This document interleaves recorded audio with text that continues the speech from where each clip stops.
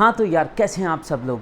आज काफ़ी अरसे के बाद मैं एक न्यू वीडियो बना रहा हूँ और उसकी एक रीज़न थी, वो ये थी कि भाई मैं ज़रा कुछ ऐसे इलाके में चला गया था जहाँ पे ना लाइट होती थी, ना कुछ भी नहीं होता था, ना सिग्नल भी नहीं होते थे। तो वहाँ पे एक वीडियो बनाना बहुत ज़्यादा बड़ा मसला था, ठीक है। तो इस वजह से मैंने बीच में कुछ अरसा जो है मुझे वीडियो को स्किप करना पड़ा, लेकिन अब मैं वापस आ गया हूँ और अब मैं रेगुलर रहने की कोशिश करूँगा, रेगुलर एक वीडियो डालने की भी कोशिश करूँगा।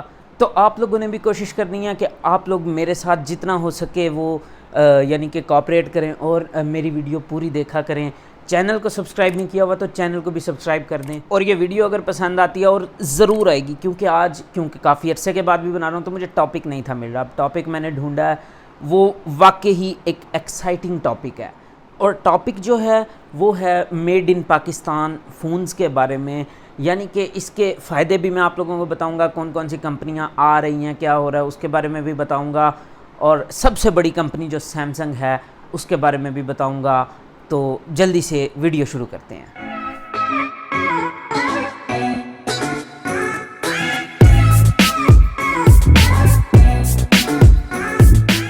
तो यार, अब से काफ़ी अर्सा पहले हम लोग सिर्फ सोचा करते थे कि पाकिस्तान के अंदर मोबाइल्स बनेंगे और यानी कि बाहर से हमें इंपोर्ट नहीं करने पड़े करेंगे। तो इस तरह से हम काफ़ी कुछ करते होते थे, लेकिन हमने कभी ये नहीं सोचा था कि ये कभी एक्चुअल के अंदर भी इसी तरह से होगा कि हमें पाकिस्तान के अंदर देखने को मोबाइल मिलेंगे और उनके ऊपर मेड इन पाकिस्तान लिखा होगा। लेकिन ये कहानी अभी कुछ अर्सा पहले जो है वो बिल्कुल चेंज हो गई। और ये चेंज क्यों हुई? जब पीटीए ने अपने जो टैक्स हम मोबाइलों पे भरते हैं वो लगाया। अब वो टैक्स लगाने से इसका फ़ायदा बहुत ज़्यादा हुआ। शुरू में किसी को भी अच्छा नहीं लगा था, मुझे भी नहीं था अच्छा लगा कि हम जो है ये इतना टैक्स क्यों भर रहे हैं मोबाइलों पे, लेकिन हमें शायद उसका पता नहीं था कि उसका आगे आने वाले वक्तों में क्या फ़ायदा होने वाला है। लेकिन अब अगर हम देखें तो हमें उसका फ़ायदा जो है वो नज़र आता है। क्यों?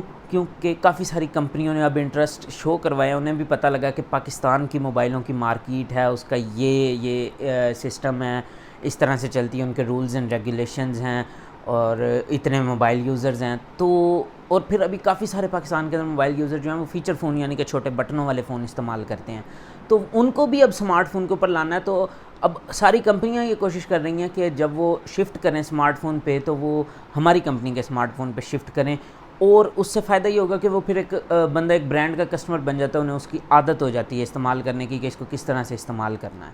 तो अगर हम पाकिस्तानी मार्केट की बात करें ना, तो उसके अंदर सबसे जो चीज़ लोग मद्देनज़र रखते हैं ख़रीदते हुए, वो होती है उसकी मोबाइल की प्राइस। लेकिन अगर बाहर से इंपोर्ट करते हैं तो उसके ऊपर टैक्स बहुत लग जाता है, जिसकी वजह से मोबाइल की प्राइस इंक्रीज़ हो जाती है।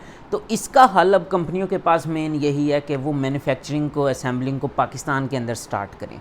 तो इस लिहाज से अभी कुछ अर्सा पहले आप लोगों को पता है ये टेक्नो वाले और इन्फिनिक्स वाले, इनकी तो असेंबलिंग हो ही पाकिस्तान के अंदर रही थी। तो अभी कुछ अर्सा पहले वीवो ने अपनी फैक्ट्री लगाई पाकिस्तान के अंदर और उसके अंदर पाकिस्तान के अंदर असेंबलिंग वगैरह शुरू की। और वीवो के मेड इन पाकिस्तान वाले फ़ोन्स और हल्की प्राइस में, सस्ती प्राइस में, जो पहले देखने को मिलते थे उसकी निस्बत सस्ती प्राइस में हमें देखने को मार्केट में मिल गए हैं। तो इस तरह से इसकी कामयाबी को देखते हुए फिर काफ़ी सारी और कंपनियों में ने भी अपना इंटरेस्ट शो किया कि हम भी पाकिस्तान के अंदर जो है वो अपनी मैन्युफैक्चरिंग वगैरह स्टार्ट करें।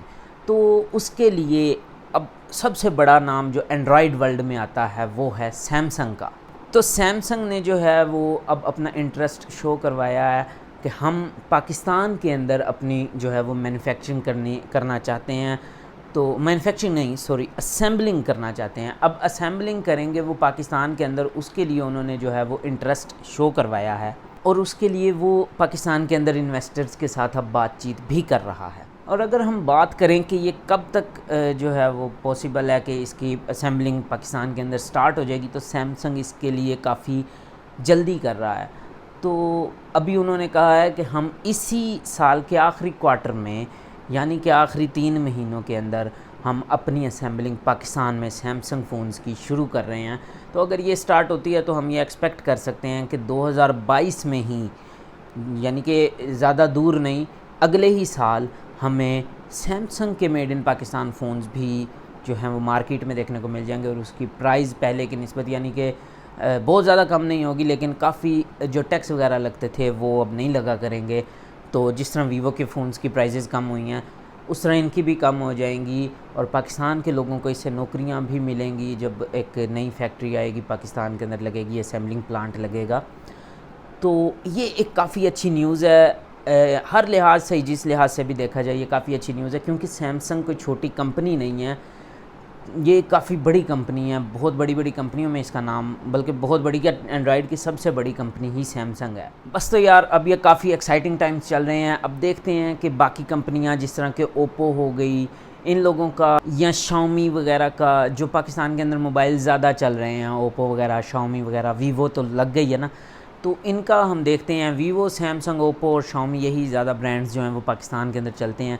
तो देखते हैं कि अब ये बाकी कंपनियां जिस तरह जो रह गई, जो कि ओप्पो और शाओमी, मेरे हिसाब से यही मेन कंपनियां अब रह गई हैं, तो इनका क्या रिएक्शन होता है और ये कब अपना जो है वो मैन्युफैक्चरिंग जो है वो पाकिस्तान के अंदर शुरू करते हैं।